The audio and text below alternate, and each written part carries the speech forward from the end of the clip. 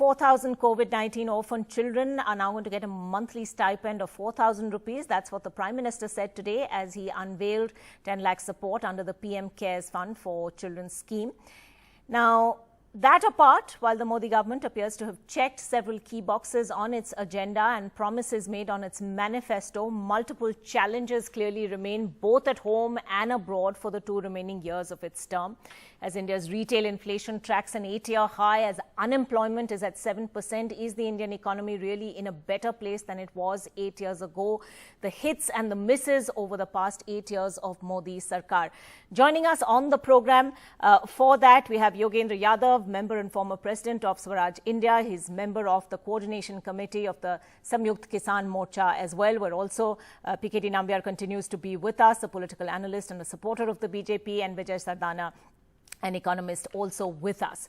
Mr. Yadav, let me begin by asking you first. 8 years of Modi Sarkar, this is as much as, a US president ever gets. And it's true for sort of terms of power in many other countries. So this would be an effective time to sort of look back on these 8 years and perhaps start gauging what this government has been all about. Are we seeing Acche Din yet? Ankita, it's an extraordinary historic opportunity, not just missed, but completely derailed. It was an extraordinary opportunity because 10 years prior to when Mr. Modi started were years of economic well-being and prosperity for the country. You may not give the credit only to the regime, but for whatever reason, those 10 years were very good for the Indian economy. The country needed political stability. Mr. Modi got that political stability. The country looked forward to a strong leader, a decisive leader. Mr. Modi provided that. I must confess I was never part of his fan club, but it must be recognized, acknowledged that when he began his tenure in 2014, there was a widespread expectation and hope in the country. Measured against that hope, what we have got in the last 10 years is a hoax, complete hoax. Instead of governance, we have got gimmicks like demonetization, these Tughlaq-like farmans, various decisions. Instead of vision, we have got vanity projects of all kinds, including the parliamentary building and so on. Instead of unity, we have active propagation of disunity. You mentioned economy, Ankita. I mean, how can anyone who understands even elementary things about economy say anything positive about this government? Look at the GDP and don't blame epidemic or lockdown for that, because even before that, the GDP was dipping. Look at unemployment figures, worst in the country so far, one of the worst in the world right now. Look at disastrous decisions like demonetization. Look at the current inflation, which is now the wholesale inflation is highest in the last 30 years. Look at the increasing economic inequality at a period, last 2 years, when the entire country, almost every single family in this country experienced a downslide in its income and its property, in its wealth. At that point, Mr. Ambani's wealth goes up 3 times. And Mr. Adani's, hold your breath, goes up by 14 times at the time when every other Indian is going down. What are we looking at? I think this is a complete disaster. Right. I'm not even talking about things like democracy, things like social harmony. Yes. Let's because set that aside, because honestly, we don't have the time for a broader discussion over here. But I would like to bring in Vijay Sardana at this point to try and respond to some of those questions you've already raised. Mr. Sardana, the economy, the biggest pain point, can this government wish it away, or is this going to be the biggest focus in the remaining 2 years, and does it have to be, given what we're seeing right now? See, when we are discussing India's economy, we must consider that we have to manage an economy of 140 crore population. It's not a joke, number one. As far as issues are concerned, yes, nobody can claim, no one in the history ever claimed in any country that everything is great. There are always pluses and minuses in every economy, because practical economy is always a workable compromise. There is nothing called ideal condition. Now, as far as people, those who are saying that nothing has happened, then it is great that they all are sitting in parliament. When budget is presented, all issues are discussed. Why they don't give suggestion that what is wrong and what should be the right thing? And those who are commentators making a statement, they should at least tell, okay, if this is a wrong thing, then what was the right thing to do it so that employment generation... No, but Mr. Sardana, let's just look at the numbers. 7.79% retail inflation, GDP on a downward trend even before the pandemic began. Agreed. Growth rate down by 56%. Mr. Sardana, the growth rate down by 56% from... Ankita, give me a half a minute. Yes, let me complete. yes, Let me complete. If you are dependent on a imported fuel, which is 80%, and fuel prices have gone up by 100%, then what are you up to? See, the point here, it is very easy to say. That's what I'm saying. Are we saying India is the only country suffering from inflation?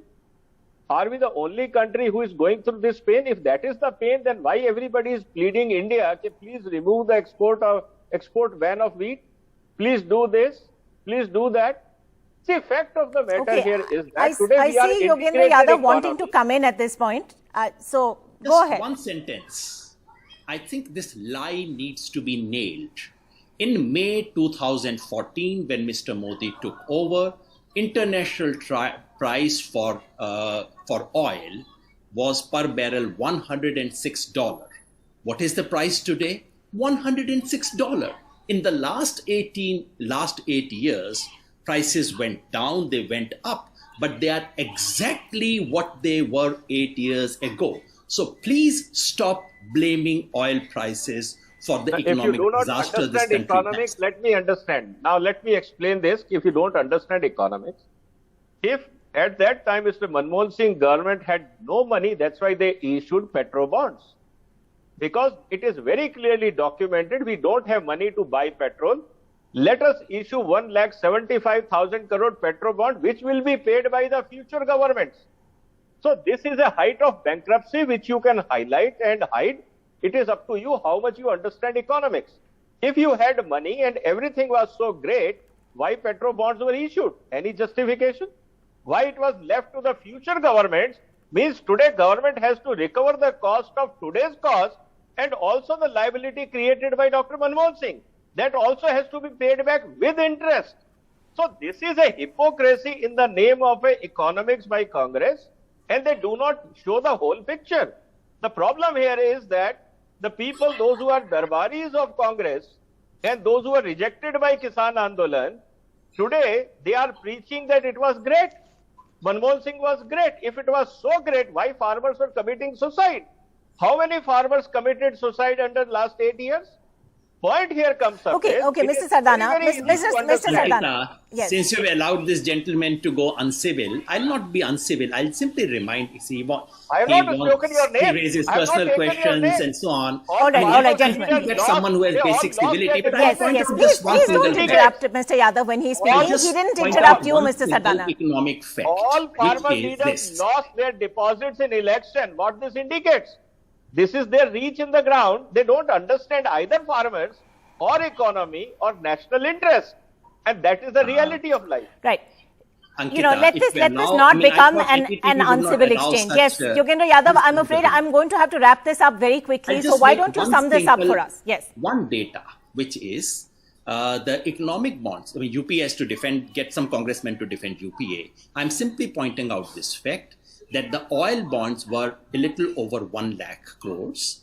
With interest were well below 2 lakh crores. And the Modi government has earned, hold your breath, 27 lakh crore rupees so far with the help of additional taxes. Last year, you cannot cover up 2 lakh crore rupees of liability with 27 crore rupees of penalty that they have imposed on the people of India. Please go back and understand last year. All right, a very quick last question to both of you. Why is it that Mr. Modi's approval ratings do not seem to... part of the debate. Yes. Mr. Nambiar, let me actually ask you and give you the last word on the debate, in fact.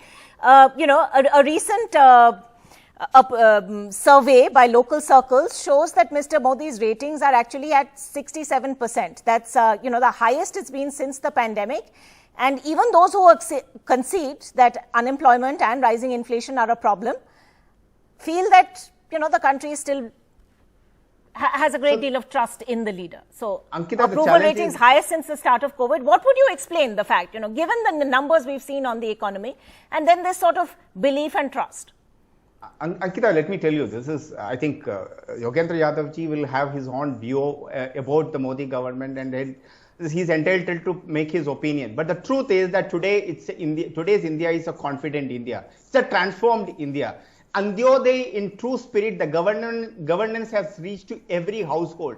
What are you talking about? Until 2014, more than 42 crore people in this country were not even attached to the banking system, not even having a bank account. Today, 42 crore bank accounts have been opened. There are almost 30 plus crore people have been given mudra loans. And where is this all coming? How many toilets Mr. Modi had to come in this country to become to the Prime Minister to build toilets in this country?